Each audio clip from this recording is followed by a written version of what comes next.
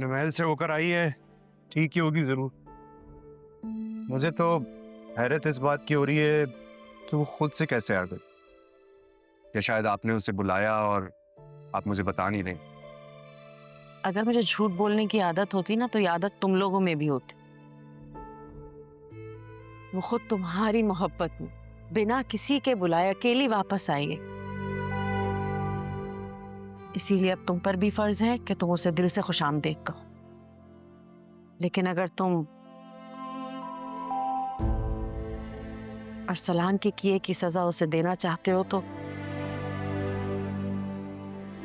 बहुत नाइंसाफी होगी।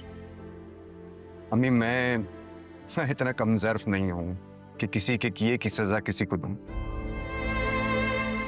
कि मैं जब भी अरीशा को देखता हूं, मुझे उसका माजी और वो लड़का याद आता है जिसके साथ मैंने उसे बेतकल्लुफी से घूमते देखा था। राफे, मासी तो सबका होता है, तुम्हारा भी तो था। तुम्हें जूनिया पसंद नहीं थी क्या?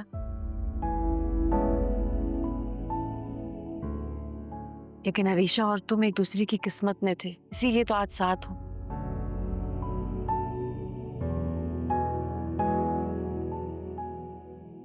अरीशा जिस माहौल में पली बड़ी है उससे बहुत फर्क पड़ता है बेटा। वो जिस माहौल की है ना, वहां पर ऐसे लड़के लड़कों की आपस में बेतकल्लुफी को बुरा नहीं माना जाता। अब जिसे तुम बेहयाई समझते हो वो उसके लिए फैशन है।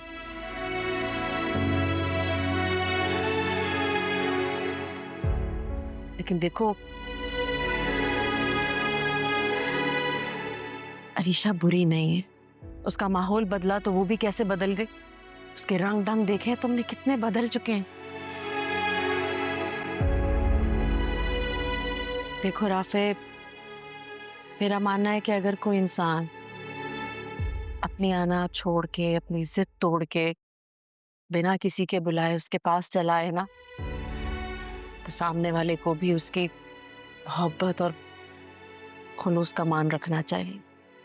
उस पर यकीन कर लेना चाहिए, क्योंकि ये उसकी जीत होती है बेटा।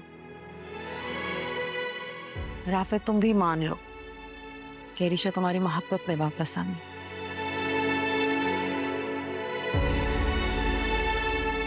उसके माजी को एक बुरा ख्वाब समझ के भूल जाओ।